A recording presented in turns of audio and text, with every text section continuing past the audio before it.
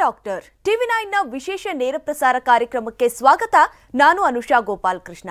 ಒತ್ತಡದ ಜೀವನ, ಬದಲಾಗುತ್ತಿರುವ ಜೀವನ ಶೈಲಿ, ಜನರಿಗೆ ನೂರಾರು ಆರೋಗ್ಯ ಸಮಸ್ಯೆ, ಯಾವ ಸಮಸ್ಯೆಗೆ ಯಾವ ಚಿಕಿತ್ಸೆ ಅನ್ನೋದೇ ದೊಡ್ಡ ಚಿಂತೆ. ಇಂತಹ ಸಮಸ್ಯೆ ಇರೋರಿಗೆ ಒಂದೇ ವೇದಿಕೆಯಲ್ಲಿ ಸಿಗುತ್ತೆ ಉತ್ತರ. ಇದೇ ಟಿವಿ9 ನ ವಿಶೇಷ ಕಾರ್ಯಕ್ರಮ ನಿಮ್ಮ ಡಾಕ್ಟರ್.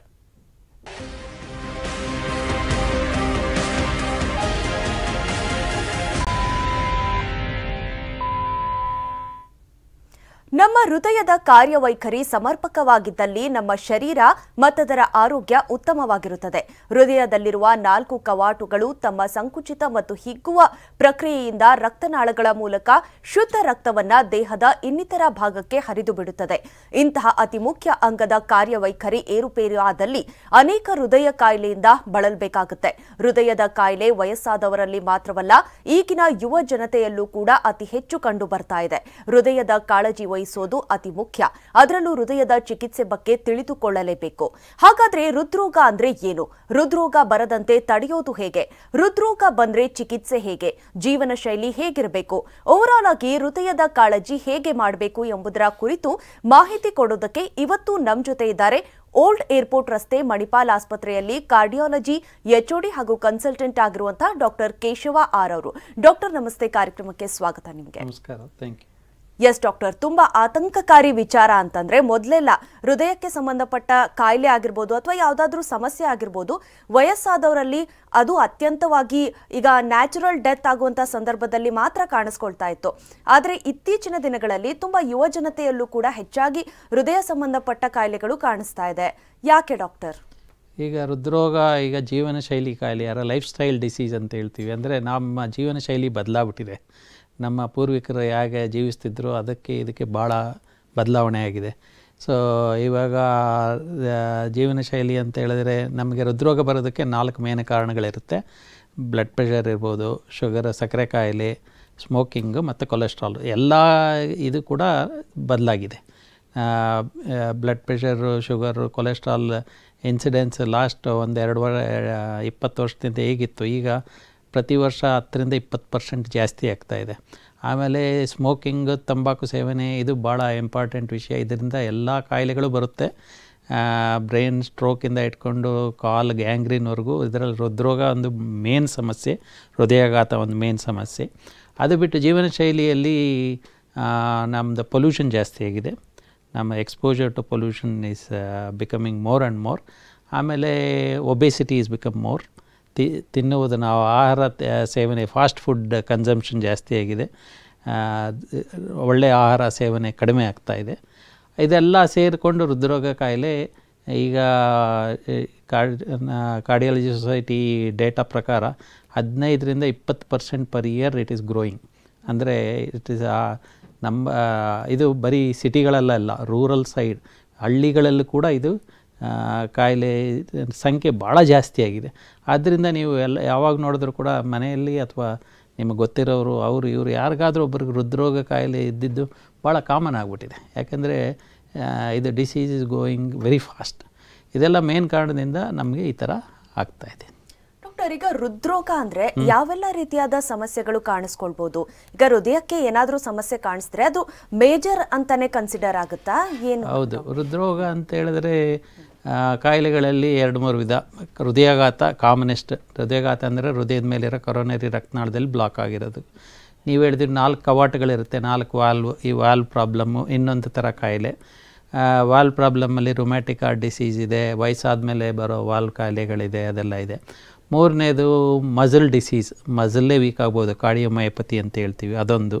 ಪಿಡಿಯಾಟ್ರಿಕ್ ಹಾರ್ಟ್ ಡಿಸೀಸ್ ಅಂದರೆ ಸಣ್ಣ ಮಕ್ಕಳಿಗೆ ಹೃದಯದ ಹೋಲು, ರಕ್ತ ಇದು ನ್ಯಾರೋ ಆಗಿರೋದು, ಇದೆಲ್ಲ ಒಂಥರ ಕಾಯಿಲೆ. ಆಮೇಲೆ ಇದೆಲ್ಲ ಬಿಟ್ಟು ಅರಿತ್ಮಿಯಾ ಅಂದರೆ ಹಾರ್ಟಲ್ಲಿರೋ ಎಲೆಕ್ಟ್ರಿಸಿಟಿ ಮೆಕ್ಯಾನಿಸಮ್ ಇದೆಲ್ಲ ಆಗಿ ಹೃದಯದ ಬಡಿತ ಏರ್ಪೇರಾಗಿರುತ್ತೆ.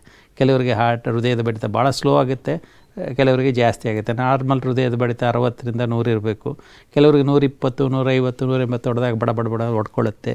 ಆ ಹೃದಯದ ಬಡಿತ ಕಡಿಮೆ ಆಯಿತು, 30-40 ಹೋಯ್ತು, ತಲೆ ಚಕ್ಕರ್ ಬಂದು ಬಿದ್ದೋಗ್ತಾರೆ. ನಾವೇನು ಹೇಳ್ತೀವಿ ಸಿಂಕೋಪ್ ಅಥವಾ ಎಚ್ಚರ ತಪ್ಪೋದು ಇದೆ ಅಂತ.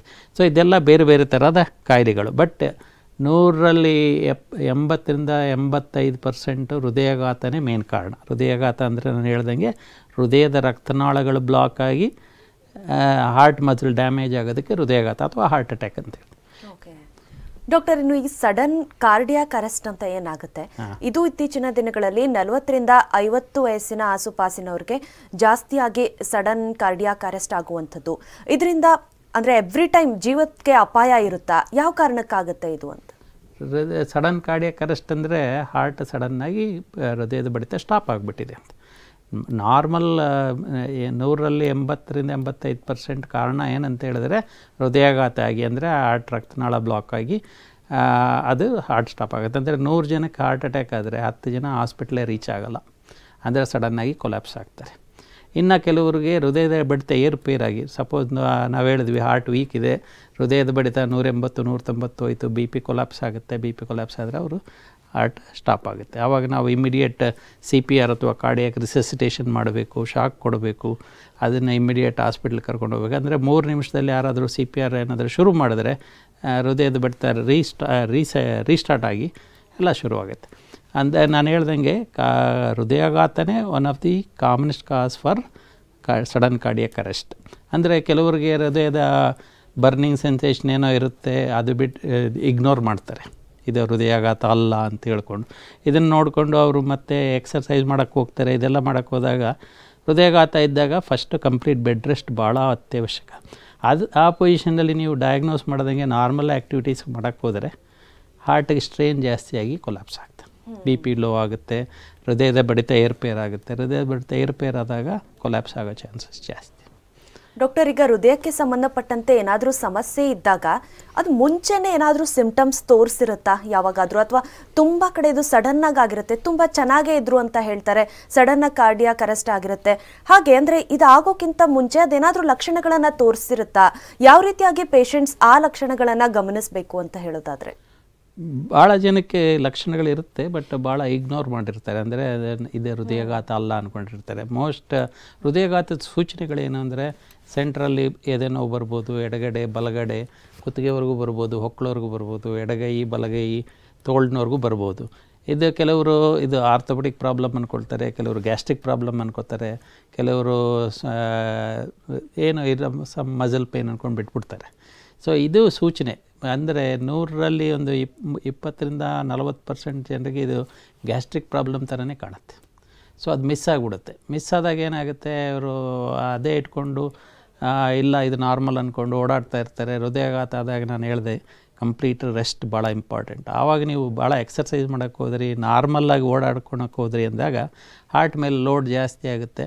ಅಂದರೆ ಹೃದಯಾಘಾತ ಅಂದರೆ ಏನಂದರೆ ಸಡನ್ನಾಗಿ ನಿಮ್ಮ 20-30% ಹಾರ್ಟ್ ಸಡನ್ನಾಗಿ ಸ್ಟಾಪ್ ಮಾಡಿಬಿಡುತ್ತೆ. ಉಳಿದಿದ್ದು 70% ಹಾರ್ಟ್ ಎಷ್ಟು ಕಾಂಪನ್ಸೇಟ್, ಅದು ಓವರ್ ಕೆಲಸ ಮಾಡಬೇಕು. ಆವಾಗ ಏನಾಗುತ್ತೆ, ಇದು ಏರ್ಪೇರಾಗಿ BP ಕೊಲ್ಯಾಪ್ಸ್ ಆಗ್ಬೋದು, ಅಥವಾ ಹೃದಯದ ಬಡಿತ ಏರ್ಪೇರ್ ಆಗ್ಬೋದು. ಹೃದಯ ಬಡಿತ 180-200ಕ್ಕೆ ಹೋಗ್ಬೋದು, ಅಥವಾ 30-40ಕ್ಕೆ ಬರ್ಬೋದು. ಆವಾಗ ಕೊಲ್ಯಾಪ್ಸ್ ಆಗುತ್ತೆ. So most of the time ಯಾರು ಸಡನ್ ಕಾರ್ಡಿಯಾಕ್ ಅರೆಸ್ಟ್ ಆಗಿರ್ತಾರೆ, ನೀವು ಅವ್ರಿಗೆ ಏನಾಗಿತ್ತು ಅಂತ ಕೇಳಿದ್ರೆ ಲಾಸ್ಟ್ 1 ವಾರದಿಂದ ಸ್ವಲ್ಪ ಉರಿ ಬಂದಿತ್ತು, ಅವರೇನೋ ಗ್ಯಾಸ್ಟ್ರಿಕ್ ಅಂದ್ಕೊಂಡ್ರು, ತಗೊಂಡ್ರು, ಹಂಗೆ ಹೋಗ್ತಾಯಿದ್ರು. ಅದಂದರೆ ಏನು ಅರ್ಥ ಅಂದರೆ ಅವ್ರಿಗೆ ಹೃದಯಾಘಾತ ಆಗಿದೆ, ಇಗ್ನೋರ್ ಮಾಡಿದ್ದಾರೆ. ಬಟ್ ಆದರೂ ಕೂಡ ಕೆಲವ್ರಿಗೆ ಸಡನ್ನಾಗಿ ಬರೋ ಚಾನ್ಸಸ್ ಇದೆ. Like Young people, sports people, exercise ಮಾಡೋರು, ಜಿಮ್ಗೆ ಹೋಗೋರು 20-25 ವರ್ಷದಲ್ಲಿ ಸಡನ್ ಕಾರ್ಡಿಯಾಕ್ ಅರೆಸ್ಟ್ ಬರೋದಿರುತ್ತೆ. ಅದು ಸ್ಪೆಸಿಫಿಕ್ ಕಾಯಿಲೆಗಳಿರುತ್ತೆ. ಅಂದರೆ ಹಾರ್ಟ್ ಮಸಲ್ ದಪ್ಪ ಇದೆ, ಬೀಟ್ಸ್ ಬರೋವಂಥ ಕಾಯಿಲೆಗಳು ಜಾಸ್ತಿ ಇದೆ. ಭಾಳ ರೇರ್. ಅಂದರೆ 1,000 ಜನರಲ್ಲಿ 1-2-3 ಜನಕ್ಕೆ ಈ ಥರ ಹೈಪರ್ಟ್ರೋಫಿಕ್ ಕಾರ್ಡಿಯೋಮಯೋಪತಿ ಅಂತೀವಿ, ಅರಿಥ್ಮಿಯಾ ಅಂತೀವಿ, ಇದೆಲ್ಲ ಇದ್ದಾಗ ಆ ಥರ ಆಗೋ ಚಾನ್ಸಸ್ ಇರುತ್ತೆ. ಬಟ್ ಕಾಮನೆಸ್ಟ್ ಕಾರಣ ಮಿಸ್ಡ್ ಹಾರ್ಟ್ ಅಟ್ಯಾಕ್. ಅಂದರೆ ಹೃದಯಾಘಾತ ಆಗಿದೆ, ಇಗ್ನೋರ್ ಮಾಡಿದ್ದಾರೆ, ಓಡಾಡ್ತಾ ಇದ್ದಾರೆ ಅಂದಾಗ ಈ ಥರ ಗ್ಯಾಸ್ಟ್ರಿಕ್ ಆಗಿದ್ರೂ ಕೂಡ ಒಂದ್ಸಲಿ ಚೆಕ್ ಮಾಡಿಸೋದು ಭಾಳ ಒಳ್ಳೆಯದು. ಇವಾಗ ನೀವು ಕೇಳಿರ್ತೀರ, ಅವ್ರಿಗೆ ಹೃದಯಾಘಾತ 1 ವಾರದಿಂದ ಉರಿ ಇದೆ ಅಂದಾಗ, ಇಲ್ಲ ನಾನು ಇವತ್ತು ಸ್ವಲ್ಪ ಗ್ಯಾಸ್ಟ್ರಿಕ್ ಆಗಿದೆ, ಎಕ್ಸರ್ಸೈಸ್ ಮಾಡಿಬಿಡೋಣ ಸರಿ ಹೋಗುತ್ತೆ ಅಂತಾರೆ, ಜಿಮ್ಮಿಗೆ ಹೋಗ್ತಾರೆ.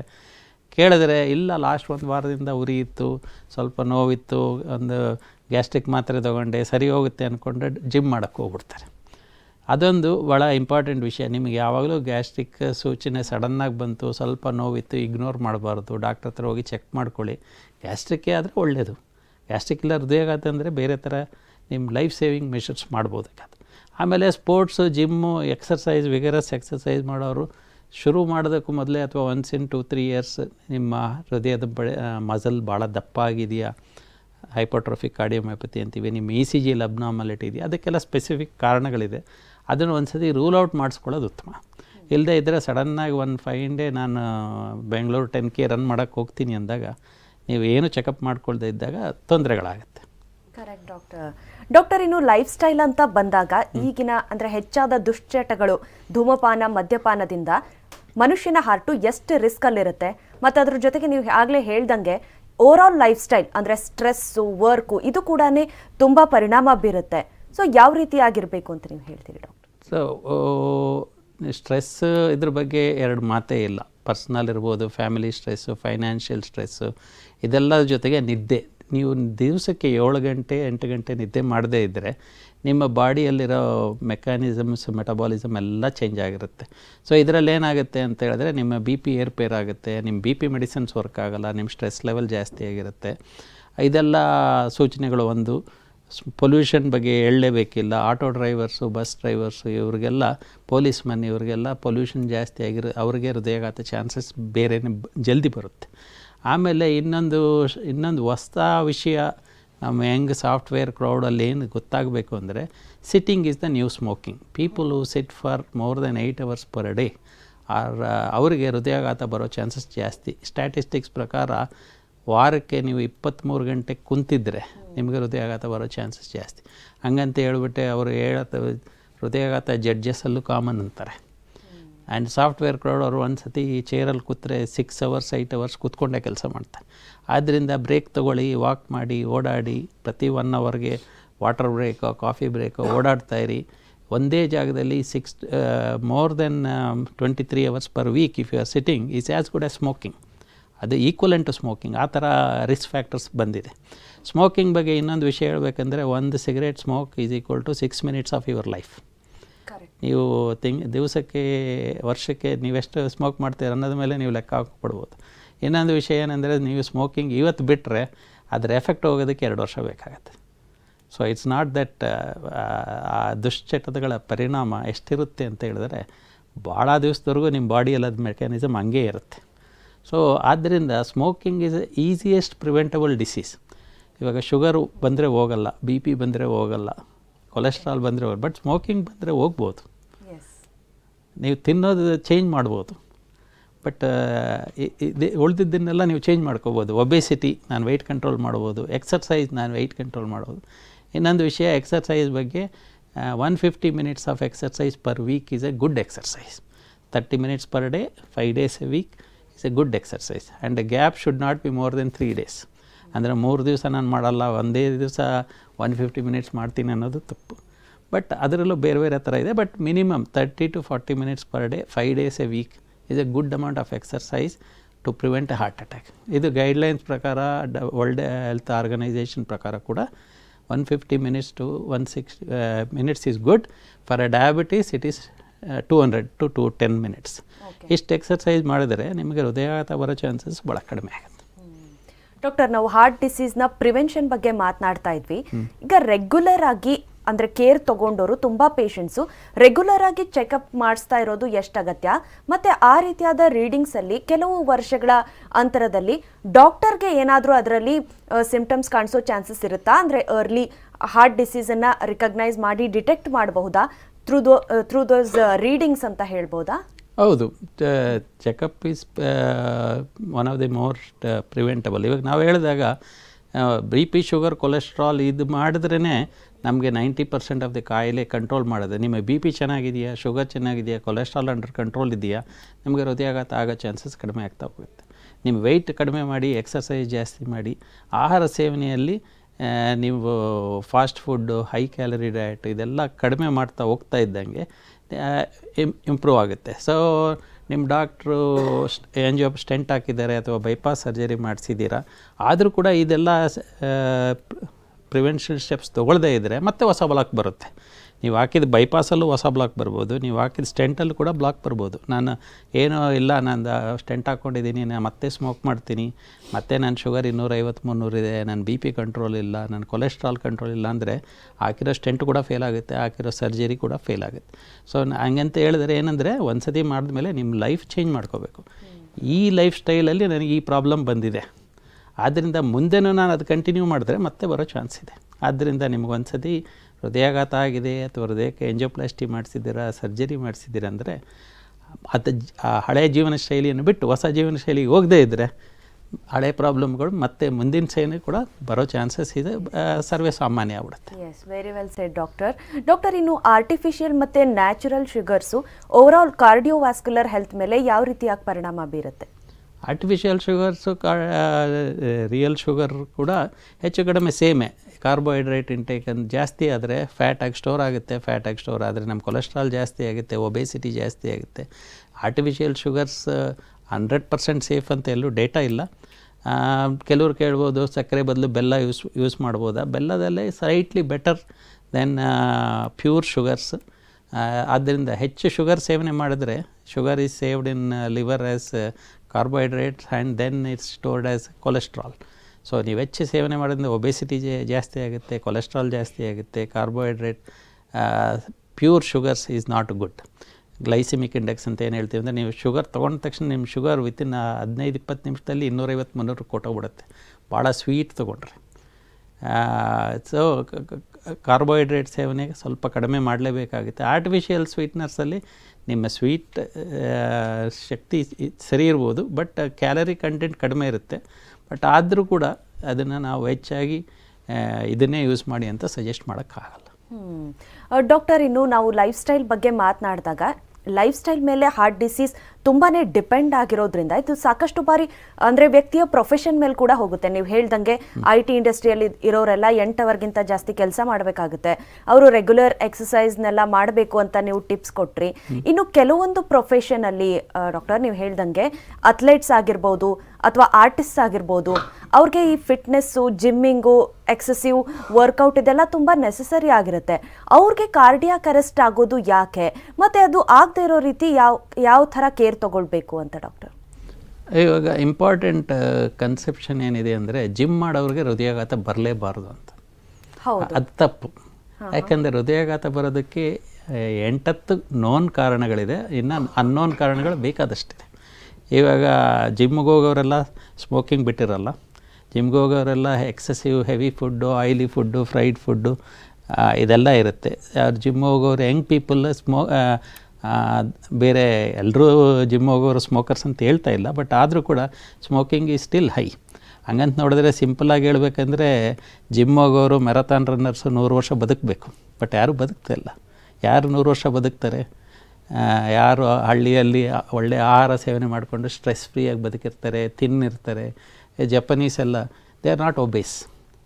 ಸೊ ಹಂಗೆ ನೋಡಿದ್ರೆ ನೀವು ಯಾರು ಸ್ಪೋರ್ಟ್ಸ್ಮನ್ 100 ವರ್ಷ ಬದುಕಿರೋದು ನೀವು ನೋಡಿಲ್ಲ.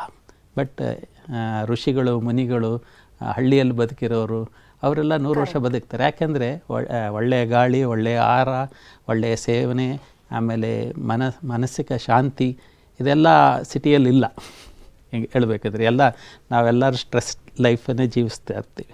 ಆದ್ದರಿಂದ ಹೊರಗಡೆ ಆದ್ದರಿಂದ ನಾವೇನು ಹೇಳ್ತೀವಿ ಅಂದರೆ, ಜಿಮ್ಗೆ ಹೋಗೋರು, ಎಕ್ಸರ್ಸೈಸ್ ಮಾಡೋರು ಫಿಟ್ ಪರ್ಸನ್ಸೇ 100 ವರ್ಷ ಬದುಕ್ತಾರೆ ಅಂತಲ್ಲ. ಅಂದರೆ ಹಂಗಂತ ಹೇಳಿದ್ರೆ ಏನಂದರೆ, ಹೃದಯಾಘಾತ ಬರೋದಕ್ಕೆ ಭಾಳಷ್ಟು ಕಾರಣಗಳಿದೆ. ಸ್ಮೋಕಿಂಗ್ ಇರ್ಬೋದು, BP, ಶುಗರ್, ಕೊಲೆಸ್ಟ್ರಾಲ್ ಇರ್ಬೋದು, ಒಬೇಸಿಟಿ ಇರ್ಬೋದು, ಲ್ಯಾಕ್ ಆಫ್ ಎಕ್ಸರ್ಸೈಸ್ ಇರ್ಬೋದು, ಲ್ಯಾಕ್ ಆಫ್ ಸ್ಲೀಪ್ ಇರ್ಬೋದು, ಇದೆಲ್ಲ ಪೊಲ್ಯೂಷನ್ನು ಇದೆಲ್ಲ ತಗೊಂಡಾಗ ಜಿಮ್ಗೆ ಹೋಗೋರಿಗೆ ಈ ಬೇರೆ ಕಾರಣದಿಂದನೂ ಹಾರ್ಟ್ ಅಟ್ಯಾಕ್ ಬರ್ಬೋದು. Correct doctor. ಅಂದರೆ ಈಗ ಚೆಸ್ಟ್ ಪೇನು ಅಂದರೆ ತುಂಬ ಎಕ್ಸೆಸಿವ್ ವರ್ಕೌಟ್ ಮಾಡೋರಿಗೆ ಹೃದಯ ಸಂಬಂಧಿ ಕಾಯಿಲೆಗಳು ಜಾಸ್ತಿ ಆಗಿರೋದ್ರಿಂದ ತುಂಬ ಜನ ಜಿಮ್ಮು ವರ್ಕೌಟ್ ಮಾಡೋದಕ್ಕೂ ಕೂಡ ಭಯ ಪಡ್ತಾ ಇದ್ದಾರೆ. ಅದು ಒಂದು ಇದೆ ಅಲ್ಲ. ಹಂಗಂತ ಹೇಳಿದ್ರೆ moderate amount of exercise is good. 150 minutes to 180 minutes is good. Suppose ದಿವಸಕ್ಕೆ 3 hours ಜಿಮ್ ಮಾಡ್ತೀನಿ, ಇದು ಮಾಡ್ತೀನಿ ಅಂದರೆ ಕೂಡ ಆ ಹಾರ್ಟ್ ಮಸಲ್ಸು ಥಿಕ್ನೆಸ್ಸು, ಅದರ ಇರೆಗ್ಯುಲರ್ ಬೀಟ್ಸು ಅದೆಲ್ಲ ಬರೋ ಹೊಸ ಸೆಟ್ ಆಫ್ ಪ್ರಾಬ್ಲಮ್ಸೇ ಶುರುವಾಗುತ್ತೆ. ಅದಕ್ಕೆ ಏನು ಹೇಳ್ತಾರೆ ಅಂದರೆ, moderate amount of exercise is good, not a heavy exercise this one. So if you want to be cardiac fit, 150 minutes to 200 minutes exercise is good. Or ನೀವು 2 to 3 days a week ಒಂದು 5 kilometer run ಮಾಡ್ತೀರಾ, ಜಾಗ್ ಮಾಡ್ತೀರಾ, ಇದು good. Not daily professional athletes. ಅವರಿಗೆ professional ಅಥ್ಲೆಟ್ಸ್ಗೆ ಹೊಸ set of heart problems ಬರೋ chances ಇರುತ್ತೆ. ಸಾಮಾನ್ಯ ಜನರಿಗೆ 2 hours to 3 hours per week ನೀವು ಎಕ್ಸರ್ಸೈಸ್ 3 hours per week ನೀವು ಎಕ್ಸರ್ಸೈಸ್ ಮಾಡಿದರೆ that's A good amount of exercise ಅಂತ ಹೇಳಿದ್ರೆ ನೀವು ವಾಕಿಂಗ್ ಇರ್ಬೋದು, ಸೈಕ್ಲಿಂಗ್ ಇರ್ಬೋದು, ಸ್ವಿಮ್ಮಿಂಗ್ ಇರ್ಬೋದು, ಇಷ್ಟು ಮಾಡಿದ್ರೂ ಕೂಡ ಸಾಕು. ಸೊ ಅದಕ್ಕೆ ನಿಮಗೆ ಒಳ್ಳೆಯ ಶೂ ಇದ್ದರೆ ಸಾಕು. ಗಾರ್ಡನ್ ಇದೆ, ಪಾರ್ಕ್ ಇದೆ, ರೋಡ್ಸ್ ಇದೆ. ಕಂಟಿನ್ಯೂಯಸ್ ವಾಕ್ ಮಾಡಿದ್ರೆ ಕೂಡ ನಿಮ್ಮ ಹೃದಯ exercise, heart strength will all improve. Okay doctor, ಇನ್ನು ಸಾಮಾನ್ಯವಾಗಿ ಜನರಿಗೆ ಯಾವಾಗಲಾದರೂ ಎದೆ ನೋವು ಕಾಣಿಸ್ಕೊಳ್ಳುತ್ತೆ ಅಂದ್ಕೊಳ್ಳಿ, ಅಥವಾ ಅದಕ್ಕೆ ಬೇರೆ ಕಾರಣಗಳೂ ಇರಬಹುದು. ಈಗ ಗ್ಯಾಸ್ ಆಗಿರ್ಬೋದು, ಗ್ಯಾಸ್ಟ್ರಿಕ್ ಸಮಸ್ಯೆನೇ ಆಗಿರ್ಬೋದು, ಅಥವಾ ಮೇಜರ್ ಹೆಲ್ತ್ ಪ್ರಾಬ್ಲಮೇ ಇರಬಹುದು. ಅದನ್ನು ಪೇಷಂಟ್ ಡಿಫ್ರೆನ್ಷಿಯೇಟ್ ಮಾಡೋದು ಹೇಗೆ? ಈಗ ತುಂಬ ಜನ ನೀವು ಹೇಳ್ದಂಗೆ ಈಗ ಪ್ರತಿ ಬಾರಿ ನೆಗ್ಲೆಕ್ಟ್ ಮಾಡ್ತಾರೆ ಗ್ಯಾಸ್ಟ್ರಿಕ್ ಇರ್ಬೋದು ಅಂತ. ಅದು ಯಾಕೆ ಅಂದರೆ ಮೇ ಬಿ ಅವ್ರಿಗೆ ರಿಯಕರಿಂಗ್ ಆಗಿ ಕಡಿಮೆ ಆಗೋದ್ರಿಂದ ನೆಗ್ಲೆಕ್ಟ್ ಮಾಡಿರ್ಬೋದು. ಸೊ ನೀವು ಸಜೆಸ್ಟ್ ಮಾಡೋದು ಎಷ್ಟು ದಿನಗಳ ಮಟ್ಟಿಗೆ, ಅಂದರೆ ಈ ಒಂದು ಸಮಸ್ಯೆ ಕಂಟಿನ್ಯೂ ಆದಾಗ ಡಾಕ್ಟರ್ನ ಕಾಣಬೇಕು ಅಂತ, ಅಥವಾ ಯಾವ ರೀತಿ ಡಿಫ್ರೆನ್ಷಿಯೇಟ್ ಮಾಡಬಹುದು ಅಂತ ಹೇಳ್ತೀರಿ ಡಾಕ್ಟರ್? ಇವಾಗ ಅದಕ್ಕೆ ಒಂದು ಇಂಪಾರ್ಟೆಂಟ್ ಏನಂದರೆ, ಗಂಡಸರಿಗೆ 30-35 ಮೇಲೆ ಹೃದಯಾಘಾತ ಬರುತ್ತೆ ಅಂತ ಎಲ್ಲರೂ ಹೇಳ್ತಾರೆ. ಈಗ ನಾವು 20 ವರ್ಷಕ್ಕೂ ನೋಡ್ತಾ ಇದ್ದೀವಿ. ಹೆಂಗಸರಿಗೆ 40 ವರ್ಷ 45 ವರ್ಷದವರೆಗೂ ಹೃದಯಾಘಾತ ಬರೋ ಚಾನ್ಸಸ್ ಕಡಿಮೆ, ಯಾಕಂದರೆ ಹಾರ್ಮೋನ್ಸಲ್ಲಿ ಹಾರ್ಟ್ ಪ್ರೊಟೆಕ್ಟ್ ಆಗುತ್ತೆ. So a male person chest pain ಬರುತ್ತೆ, ಸೆಂಟ್ರಲ್ ಬರುತ್ತೆ, ಉರಿ ಬರುತ್ತೆ, ಈ ಥರ ಇದ್ದಾಗ ಚೆಕ್ ಮಾಡಿಸ್ಕೊಳ್ಳೋದು ಉತ್ತಮ. ಯಾವ ವಯಸ್ಸಲ್ಲಿ ಬಂದರೆ 35-40 ಇದ್ದರೆ ಡೆಫಿನೆಟ್ ಹೋಗಲೇಬೇಕು. ಅಥವಾ ಈ ನಡುವೆ ನಾವು because of smoking and stress we are seeing heart attack, ಹೃದಯಾಘಾತ 20 ವರ್ಷಕ್ಕೂ 21 ವರ್ಷಕ್ಕೂ ನೋಡಿದ್ದೀವಿ. ಕೆಲವರು 19 ವರ್ಷಕ್ಕೂ ನೋಡಿದ್ದಾರೆ. ಇದೆಲ್ಲ ಇದ್ದಾಗ ನಿಮಗೆ ಈ ಥರ ಉರಿ ಬಂತು, ಹೆವಿನೆಸ್ ಬಂತು, ಟೈಟ್ನೆಸ್ ಬಂತು, ಹೃದಯದ ಮೇಲೇನೋ ಎದೆ ಮೇಲೇನೋ ಭಾರ ಇದ್ದಂಗಿದೆ, ಈ ಥರ ಎಲ್ಲ ಇದ್ದಾಗ ನೀವು ಚೆಕ್ ಮಾಡಿ ಇಮ್ಮಿಡಿಯೇಟಾಗಿ ಚೆಕ್ ಮಾಡಿಸೋದು ಉತ್ತಮ.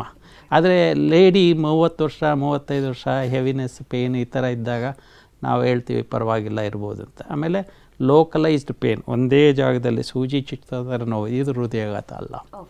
ಆಮೇಲೆ ಕೈ ಎತ್ತಿದ್ರೆ ನೋವು ಬರುತ್ತೆ, ಉಸಿರು ತೊಗೊಂಡ್ರೆ ನೋವು ಬರುತ್ತೆ, ಇದೆಲ್ಲ ಮಸ್ಕ್ಯುಲರ್ ಪೇನ್.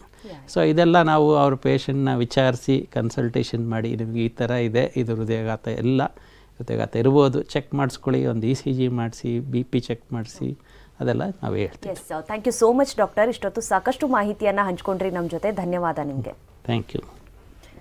ಎಸ್, ಇನ್ನು ಡಾಕ್ಟರನ್ನು ನೇರವಾಗಿ ಕಾಣೋದಕ್ಕೆ ಅಡ್ರೆಸ್ ಪ್ಲೇಟ್ ಇಂತಿದೆ: Manipal hospital, old airport road, number 98, Kodihalli, old airport road, Bengaluru 560017. ದೂರವಾಣಿ ಸಂಖ್ಯೆ 1800-203-2999.